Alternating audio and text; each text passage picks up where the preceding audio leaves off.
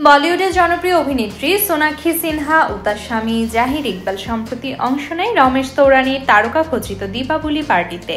সেখানে ঢিলেঢালা পোশাকে হাজির সোনাক্ষীকে ঘিরে সম্প্রতি সোশ্যাল মিডিয়ায় গুঞ্জন ছড়িয়েছে যে তিনি অন্তঃসত্ত্বা।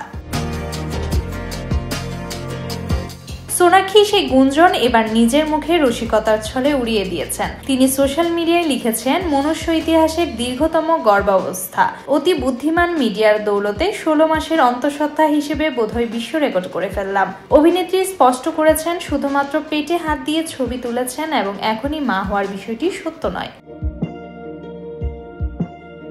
পার্টিতে সোনাক্ষীর ঢিলেঢালা আনারকলি পোশাক এবং উজ্জ্বল লুকই ছবি শিকারীদের নজর কাড়ে। প্রবেশ পথে এগিয়ে আসার সময় স্বামী জাহির ইকবাল হাস্যরসিকভাবে বলেন, দেখো সামলে। শুরুতে কিছুটা লজ্জিত হলেও সোনাক্ষী ক্যামেরার সামনে হাসি দিয়ে পোজ দেন। এমন মুহূর্তে তারা একসাথে রসিকতায় মেতে ওঠেন এবং সেই দৃশ্য ক্যামেরা বন্দী হয়।